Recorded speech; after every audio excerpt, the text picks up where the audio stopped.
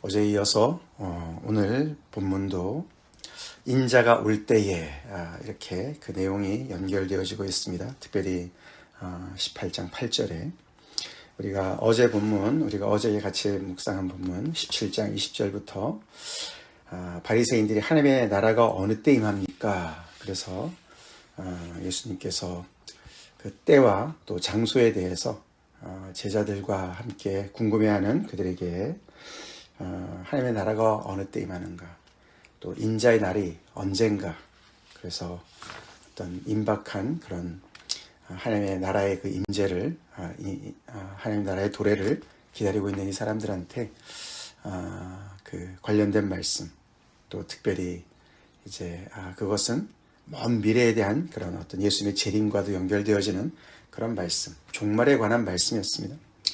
이제 그런 내용과도 연결되어지는 것이 오늘 18장 8절까지 연결이 되어지죠. 인자가 올 때에, 그때에 어저께 장소에 대해서는 걱정하지 말아라, 그렇죠? 누가 모든 사람들이 보는 그런 하나님의 나라, 정말 번개가 치듯이, 하늘에서 번개가 치듯이 모든 사람들이 다 볼 것이고, 그러나 때는 언제입니까? 이미 임한 하나님의 나라도 있고 앞으로 완성될 하나님의 나라, 그래서 계속 기다려야 되는 그런 상황 속에 있는 것이죠. 그래서 그 마지막 때에, 인자가 그 오실 그때에 정말 하나님의 심판이 이루어지고 모든 죽은 자들이 부활하는, 그래서 하나님 앞에 서는 그 날까지 정말 제자들이 어떻게 살아야 될 것이냐. 그래서 오늘 18장 1절에 예수께서 그들에게, 이렇게 그들, 1차적으로는 제자들이죠. 그러나 우리가 어저께 본문에서도 바리새인들도 계속 거기 같이 이렇게 무리 속에 끼어서 제자들과 함께 계속 질문을 하고 있습니다. 그래서 1차적으로는 제자들한테 말씀하시는 것이지만 바리새인들 중에서도 또 들으면서 하나님의 나라에 또 하나님의 제자로서, 예수님의 제자로서 들어올 수 있는, 그것이 항상 열려있는 그런 세팅에서 말씀을 하고 있습니다. 그래서 그 인자가 올 때까지 제자들이 어떻게 기다려야 되는지를 얘기해주는 그런 전체적인 문맥 속에서 오늘 말씀을 우리가 묵상하게 되지요. 1절부터 8절까지 우리가 참 잘 아는 그 불의한 재판장이 있는 곳에, 그 어떤 도시에 있는 한 과부, 그래서 정말 제자들이 항상 기도하고 낭망치 말아야 될 그런 정말 것을 비유로 말씀하시는 그 비유, 오늘 같이 묵상합니다. 우리가 살다 보면 낙심할 때가 많이 있어요, 그렇죠? 낙심이 될 때가 많이 있습니다. 언제 가장 낙심이 됩니까? 이제 참 기다려도 이루어지지 않을 때, 또 삶이 너무너무 힘들 때, 그렇죠? 그럴 때도 많이 낙심이 됩니다. 근데 이 제자들 입장에서 가장 낙심이 되는 거는 하나님의 나라를 기다리는데도 오지 않을 때, 그리고 또 현실은 계속해서 어저께도 우리 예수님께서 모든 고난을 받으시고 또 버림을 받으셔야 되는 그 일이 먼저 이루어져야 하나님의 나라가 온다 말씀하셨는데, 제자의 삶이 그렇게 녹록치 않습니다. 그렇죠? 세상은 계속 많은 어려움으로 우리를 또 힘들게 하고, 십자가의 길을 또 가다 보면 어려움이 있고, 참 고난이 많이 있는 곳이 또 신앙생활이기 때문에, 근데 그것이 이제 기약이 없고 또 갈수록 또 힘들어지고, 뭔가 좀 이렇게 쨍하고 해 뜨는 날이 올 것 같은데 잘 안 오는 것 같고, 그럴 때 많이 낙심이 되죠. 그럴 때 예수님께서 이 비유를 기억하라고 말씀해 주신 줄 믿습니다. 낙심하지 말고 오히려 반대로 항상 기도해라. 항상 기도해라. 24시간 깨어서 기도해라. 어떤 특별한 어떤 기도 테크닉을 가르쳐 주시는 것보다도 항상 하나님께 열린 마음으로 기대감을 가지고 언제나 후하게 우리에게 응답하시기를 기뻐하시는 그 하나님 아버지께 나아가라고 말씀하십니다. 낙심될 때 오히려 더 기도하라고 말씀하신 줄 믿습니다. 요즘에 우리가 특별히 또 여러 가지 또 세상에 돌아가는 일과 또 특별히 팬데믹을 지나오면서 여러 가지 또 많은 그런 또 참 일상이 쉽게 회복되지 않고 또 미국도 여러 가지로 어렵고 힘든 많은 일들이 있고 근데 그런 모든 것들이 계속 우리가 더 기도하도록 하나님께서 우리를 인도하고 계시고 더 깨어있도록 하시는 것을 우리가 잊지 말아야 되죠. 이 한 과부를 통해서 배우라고 주님께서 말씀하시는 것이죠. 그 전제가 8절이에요. 그렇죠? 하나님께서 왜 그 기도를 안 들어주시겠느냐? 당연히 들어주시지. 그러나 인자가 올 때에 세상에서 믿음을 보겠느냐? 그게 예수님께서 보시는 세상의 모습입니다. 이 세상은 그냥 안 믿는 세상을 얘기하는 게 아니에요. 그 안에는 제자들도 살고 하나님이 통치하시는 세상이지만 여전히 하나님의 나라를 환영하지 않는 그런 배경이죠. 인자가 분명히 오시는데 그때에 그 속에서 정말 믿음을 발휘하면서 낙심치 않고 항상 기도로 열려서 하나님께 나아가는 그런 사람들이 정말 별로 없는 것을 말씀하고 계십니다. 우리 깨어 있읍시다. 기도로 하나님 앞에 늘 나아갑시다. 여인을 통해서 배우자는 것이죠.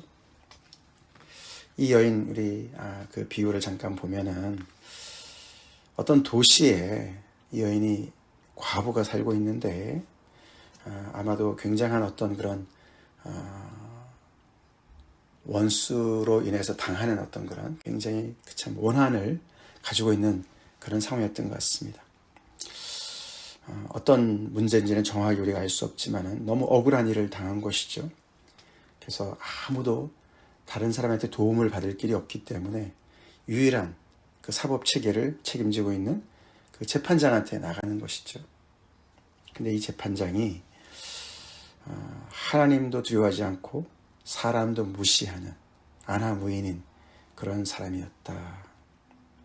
너무너무 가련한 한 여인, 아무도 도움을 아무에게도 도움을 요청할 수 없는 그런 한 여인과 또 정말 하나님까지도 두려워하지 않고 사람을 무시하는 정말 이렇게 극단적인 어떤 그런 불의한 어떤 재판장으로 이렇게 예수님께서 세팅을 하시죠. 그럼 어떻게 길이 없지 않습니까? 그럼에도 불구하고 이 과부는 계속해서 이 재판장의 그 문을 두드린 것이죠. 그렇죠? 가서 내 억울함을 들어달라고.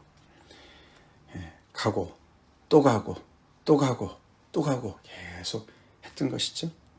그를 번거롭게 했습니다. 그랬더니 그 재판장이 아무리 생각해봐도 이거 아주 귀찮아 죽겠네. 나를 와서 너무너무 괴롭게 하네. 그 괴롭게 한다는 단어가 그게 이렇게 복싱 선수가 계속 상대방을 펀치로 괴롭히는 그런 단어예요. 그러니까 이게 이 여인이 그냥 아무 말 하지 않아도 계속 나타나는 것 자체가 이 재판장한테 굉장히 이제 어떤 그런 괴로움을 주는 이제 그런 표현을 하는 것이죠.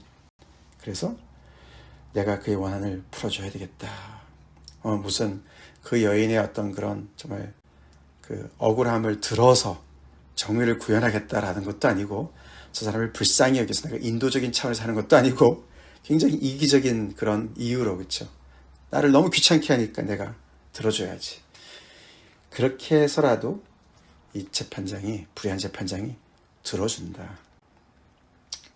그러면서 예수님이 그가 한 말을 들으라 라고 말씀을 하시면서 하물며 하나님께서 그렇게 말씀을 하시죠. 이 불의한 재판장과는 정말 천양지차이신 그렇게 억울한 자의 호소를 들으시는 부르짖는 소리를 귀담아 들으시는 그 인자하신 하나님께서 왜 안 들어주시겠느냐. 그 밤낮 부르짖는 택하신 자들의 원한을 왜 안 풀어주시겠느냐. 당연히 그 원한을 풀어주실 것이다. 원한을 풀어준다는 말이 계속 반복이 되죠. 그렇죠? 불의한 재판장 때도 그렇고 예수님의 이 말씀에서도 하나님께서 왜 안 들어주시겠느냐. 이 원한이라는 것은 어떤 개인적인 원한이라기보다도 오늘 여기 매일 성경도 주석이 나와 있지만 어제 말씀과 연결이 되어지는 것이죠. 그래서 먼저는 우리 예수님께서 정말 아무런 이유 없이 많은 고난을 받고 이 세대에게 버림받은 그런 불의한 그런 일들 하나님께서 신원해 주실 것이다. 왜 그 억울함을 신원해 주지 않으시겠느냐. 예수님의 그 죽으심을 부활로 신원해 주셨습니다. 마찬가지로 그 예수님의 길을 따르는 많은 제자들, 예수님의 제자들, 인자가 오실 때까지 그 마지막 날까지 믿음을 지키는 그런 과정 속에서 당하는 많은 억울한 일들, 그것을 왜 하나님께서 정의를 구현하시고 하나님의 공의를 왜 베풀지 않으시겠느냐, 왜 신원해 주시지 않겠느냐. 그러니 하나님을 의심하지 말고 낙심하지 말고 항상 열린 마음으로 기대하는 마음으로 하나님께 나아가 기도해. 그렇게 말씀하십니다. 그것을 믿음이라고 말씀하시죠. 세상에서 믿음을 보겠느냐. 여기서 믿음이란 단어는 원래 앞에 정관사가 붙어 있어요. 그래서 이 여인이 보여준 그 믿음을 지칭하고 있습니다. 이 여인이 누구를 믿었습니까? 재판장을 믿을 사람이 못 됐어요. 그렇죠? 그러나 사람이라면 내 이야기를 언젠가는 들어주겠지. 정말 막연하지만 그래서 계속 그 자리에 계속 나갔던 거 아닙니까? 그렇죠? 근데 우리는 믿을 만한 하나님이 계시고, 아멘. 우리가 구할 때 정말 우리에게 가장 좋은 곳으로 주시기를 기뻐하시는 그 하나님, 불의한 자에게도 선대하시는 그 하나님. 그런데 왜 택하신 자들의 원한을 안 들어주시겠다고 생각하고 중도에 하차하고 낙심하느냐. 그 믿음을 보이라고. 우리 마지막 때를 살아가는 성도로서 이런 믿음을 가지고 삽시다. 우리가 이렇게 새벽 예배 때 팬데믹 예배의 시작으로 우리가 시작된 이 새벽 예배, 비록 우리가 줌으로 모이긴 하지만서도 우리가 벌써 오래 왔습니다. 이 자리가 그런 자리가 되길 간절히 우리 기도합시다. 항상 기도하고 낙심하지 않는, 낭망치 않는 그런 깨어있는 믿음을 가지고 살아가는 그런 사람들로 섭시다. 이어서 같은 이제 비유로, 비슷한 종류의 비유로, 그것도 이제 기도하는 세링으로 예수님께서 또 말씀하시는데 이번에는 약간 좀 각도가 다르죠. 9절에 자기를 의롭다고 믿고 다른 사람을 멸시하는 자들에게 비유로 말씀하십니다. 이 사람들이 과연 누굴까요? 자기 자신을 의롭다고 하고 그래서 상대적으로 다른 사람을 무시하고 멸시하는 사람들. 당장 떠오르는 건 바리새인들이에요. 그렇죠? 서기관들, 바리새인들입니다. 근데 처음에 그렇게 딱 지칭하지 않으세요. 왜냐하면 제자들도 충분히 그 자리에 갈 수 있기 때문에. 그래서 우리가 이 구절을 보면서 나를 제외시키고 말씀을 듣지 말아야 됩니다. 내 자신도 이런 모습을 가지고 있을 수 있고 그런 자리에 또 빠질 수 있음을 우리가 늘 정말 이렇게 깨어있는 마음으로 받아야 되죠. 자기를 의롭다고 믿으니까 자기로 충만한 사람이에요. 그렇죠? 자아로 충만해요. 자기 의에 충만해요. 그러다 보니까 하나님을 의지할 필요가 없다고 생각해요. 그렇죠?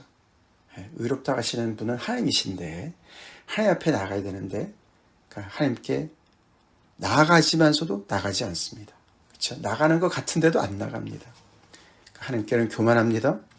그러니까 하나님께 교만한 자는 사람에게도 거만하지요. 다른 사람을 누구를 인정하겠습니까? 그런 자들한테 비유로 말씀하시는데 그 비유 내용이 기도하는 자리예요. 성전에 올라가서 기도하는 두 사람을 예수님이 말씀하시는데 이 비유도 우리가 잘 알지 않습니까? 비유는 항상 어떤 창문으로 생각하면 돼요. 그죠? 창과 같이 생각하면 돼요. 그걸 통해서 우리가 예수님께서 진리를 비춰주시는 것이죠. 그걸 통해서 나 자신에게도 비춰보고 영적인 진리를 깨달으라고 말씀하시는 것이죠. 그 두 사람이 하나는 바리새인이고 하나는 세리였다. 그러면 그 둘 중에 한 사람은 반면교사를 주는 사람이고 한 사람은 모범 사례가 되는 사람인데 바리새인이 모범 사례가 되어야 될 것 같은데 세리가 오히려 뒤에 보니까 의롭다함을 받고 집으로 간 사람이다 라고 예수님께서 이 비유 속에서도 반전을 또 보여주십니다. 그 당시 사람들이 기대하는 거랑 굉장히 다른 결론을 내리시는 것이죠. 비유 속에서 이 바리새인이 바로 자신을 의롭다고 믿고 다른 사람을 멸시하는 사람이었습니다. 그 사람은 여기 11절부터 나오죠. 서서 따로 기도하여 이르되, 왜 따로 서서 기도하나 봤더니 자기를 높이는 기도를 합니다. 그렇죠? 그래서 따로 서서 나는 이렇게 잘났습니다 라는 것을 보여주기 위해서 따로 선 것이죠. 바리새인이라는 그 분리주의, 나는 구별됐어 라는 것을 이렇게 이제 또 보여주는 것이죠. 뭘 자랑합니까? 하나님 앞에 기도하러 나왔는데 하나님께 자랑을 늘어놓습니다. 하나님이여 감사합니다. 우리가 시편에 보면은 하나님께 감사하는 기도가 얼마나 많이 나옵니까? 그렇죠? 근데 그걸 가만히 보시면은 감사하는 이유가 하나님이 뭘 해주셨기 때문에 하나님의 성품에 대해서 감사를 하는데 이 바리새인은 감사 제목이 다 자기에 대한 내용입니다. 나는 다른 사람들 곧 토색, 불의, 간음하는 자들과 같지 아니하고 이 세리와도 같지 않기 때문에 감사합니다. 이렇게 기도를 해요. 그러니까 자기의 잘남을 감사하고 있어요. 하나님의 위대하심과 하나님께서 베풀으신 은혜에 감사를 하지 않고 자기가 얼마나 잘났는지를 감사합니다. 엄청나지요? 세 가지를 안 했기 때문에 감사하고 이 세리와도 같지 않아서 감사하고 그러면서 그 다음에는 자기가 세 가지로 잘한 것을 감사하죠. 와서 기도하니까 감사하고 또 일에 2번씩 금식하니까 감사하고 소득의 11조를 드리니까 감사합니다. 유대인들은 금식하는 절기가 있었어요. 근데 이 바리새인들은 그걸 확장해서 일주일에 2번씩 금식을 했다 그래요. 소득의 11조도 자기가 직접 이렇게 소득을 낸 것의 이상으로 모든 어떤 삶의 모든 것에서 다 따져가지고 11조를 냈다 그래요. 그러니까 너무너무 엄격하고 확대해가지고 그들의 헌신도를 드러낸 것인데 그것이 하나님 앞에서 하면 얼마나 좋겠습니까만 이게 다 보니까 어떻게 해요? 자기 자랑이 됐어요. 그렇기 때문에 우리는 저 사람들하고 달라요.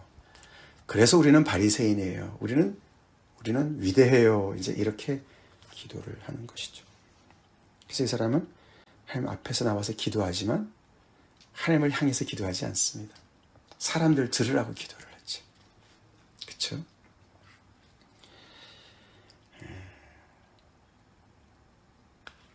거기에 반해서 세리는 멀리 서서 이 사람도 따로 서 있는데 이 사람은 왜 따로 섰나 봤더니 너무너무 자기 자신을 하나님 앞에서 정말 낮추는 모습이기 때문에 다른 사람들하고 정말 이렇게 어떤 거기에 낄 수 없는 그런 정도로 자기 자신을 이렇게 하나님 앞에서 정말 낮추게 되는 그런 모습 때문에 그렇게 되는 것이죠. 감히 눈을 들어 하늘을 쳐다보지도 못하고 다만 가슴을 치면서 하나님이여 불쌍히 여기소서 나는 죄인입니다. 이 사람은 구체적으로 뭘 잘못했는지 얘기를 기록은 안 하지만 비유 속에서 그러나 그의 태도는 분명히 크신 하나님, 두려우신 하나님 앞에 나왔습니다. 그렇죠? 그러면서 그 하나님께서 나를 불쌍히 여겨달라고 기도하고 있습니다. 하나님 앞에 서 있는 사람이죠. 상대적인 의의에 빠져있는 바리새인과는 다릅니다. 절대적인 하나님 앞에 나와 있습니다.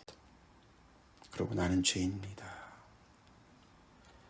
그러니까 하나님 앞에서 내가 얼마나 무익한 존재인지를 기억하고 죄인이란 말은 그런 하나님과 내가 분리돼서 살 수 없으니까 저는 하나님과 화해하기 원합니다. 화목하기 원합니다. 저의 죄를 사해 주시고 저를 다시금 하나님의 그 임재 앞으로 인도해 주세요. 그런 고백이죠. 베드로가 예수님께서 그 고기를 많이 잡게 해주셨던 때도 나는 죄인입니다. 나를 떠나소서. 그런 것과 거의 똑같은 고백이죠. 그래서 위에 우리가 항상 기도하고 낙심치 말아야 된다고 그래서 기도하라고 했는데 우리가 어떤 기도를 해야 되는가가 두 번째 비유라고 생각할 수 있습니다. 그렇죠? 항상 기도를 하는데 우리가 바리새인적인 기도하면서 항상 깨어서 기도할 수도 있어요. 그거는 잘못된 기도고 우리 하나님 앞에 나아갈 때 다른 사람 들으라고 내 자신을 자랑하는 그런 기도가 아니라 절대적인 하나님 앞에 우리는 그분의 은혜를 입어야만 살 수 있는 존재인 것을 늘 인정하고 하나님 앞에 은혜를 구하는 겸손한 기도로 나가야 됩니다. 그렇죠? 그것이 우리가 인자의 올 때를 기다리는 제자의 깨어있는 모습이다라는 것이에요. 그렇게 할 때 하나님께서 원한을 들어주시고 또 우리를 그렇게 낮출 때 우리를 높여주신다라는 말씀입니다. 그래서 이 18장 9절부터는 이제 어떤 사람들이 하나님의 나라에 우리가 앞에 하나님의 나라를 언제 임합니까? 어디에 임합니까? 그게 주제가 하나님의 나라인데 이제 9절부터는 하나님의 나라에 과연 어떤 사람들이 들어가는가? 적합한가? 그런 얘기로 이제 넘어간다고 볼 수가 있어요. 이제 내일 쭉 나오는 말씀 속에서요. 하나님의 나라는 바리새인같이 이렇게 자기 잘났다 그러고 교만하고 거만하고 다른 사람들을 깔보고 그런 사람들은 절대로 갈 수 없는 곳이다. 반대로 자기를 낮추고 나는 정말 죄인입니다. 하나님 나는 저를 불쌍히 여기십시오. 그런 사람들이 들어가는 곳이다. 라고 말씀해 주는 믿습니다. 그렇습니다. 우리 오늘 이 말씀을 통해서 우리의 기도의 생활을 다시 한번 돌아봅시다. 우리가 기도를 하면서도 낙심하고 있지 않습니까? 기도는 또 따로 하고 낙심은 늘 하고 왜요? 우리가 기도하는 그 자리에서 하나님 앞에 나가지 않아서 그런 거예요. 우리 기도하러 가는데 왜 어떻게 하나님 앞에 안 나갈 수 있나? 바리새인이 그랬어요. 우리는 이렇게 자랑은 안 할지 모르지만 기도하는 자리에 가서 계속 걱정 근심만 하고 내 생각만 하고 이런저런 생각만 하고 그렇게 시간을 보낼 수가 있습니다. 우리 하나님 앞에 나갑시다. 너무나 좋으신 그런 후하신 우리가 기도할 때 들으시고 가장 좋은 곳으로 구하라 찾으라 두드리라 하나님께서 왜 안 주시겠느냐. 너희가 정말 이렇게 악할지라도 자식에게 좋은 걸 줄 줄 알거든 왜 하나님께서 안 주시겠느냐. 아버지께서 안 주시겠느냐. 그런 하나님의 주님의 그 말씀을 우리가 의지하고 하나님께서 분명히 들어주실 것을 믿고 계속해서 나갑시다. 끈질기게 나갑시다. 하루도 빠지지 말고 계속 하나님 앞에 나아갑시다. 마음이 열려 있어야 돼요. 마음이 열려 있어야 돼요. 상황이 아무리 힘들어도 하나님께서 우리에게 은혜를 베푸신다. 길을 열어주신다. 새 일을 이루신다. 믿습니까?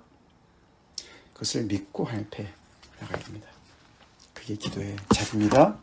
또한 우리는 하나님에게 하나님 저를 불쌍히 여겨주세요. Have mercy on me. 그것만큼 좋은 기도가 없습니다. 기도가 안 될 때 계속 그 기도만 해도 돼요. 저를 불쌍히 여겨주세요. 그것밖에 더 있습니까? 그치? 하나님 앞에서 우리가 얼마나 가난한 존재입니까? 뭐 내세울 게 있습니까? 그렇게 우리 기도합시다. 하나님 저를 불쌍히 여겨주세요. 하나님 우리 누구누구를 불쌍히 여겨주세요. 그에게 은혜를 베풀어 주세요. 그렇게 기도합시다. 기도하겠습니다. 하나님 감사합니다.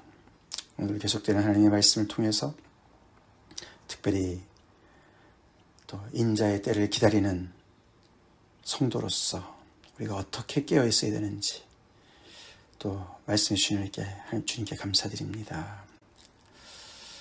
하나님, 저희 삶 속에서 낙심될 때가 많이 있는데 기도로 늘 깨어있게 하시고, 특별히 바리새인의 기도가 아닌 세리의 기도로 주님 앞에 늘 나가는, 하나님께 나아가는 저희가 되게 해 주시옵소서. 오늘도 기도하러 나왔는데 너무나 선하시고 인자하시고 은혜가 풍성하신 하나님 아버지께 나와 있다는 사실을 우리가 잊지 않게 도와주시고, 하나님께 겸손함으로 나아가는 이 시간 되게 하여 주시옵소서. 기도로 깨어있기 때문에 아무리 힘들고 어려워도, 낙심이 될 만한 상황이라도 늘 새 힘을 얻고 소망 가운데 아버지 주님이 오실 때 믿음으로 서 있는 자로 발견되게 하여 주시옵소서. 그런 우리 한 사람 한 사람 또한 주님의 백성들 다 삼아 주시옵소서.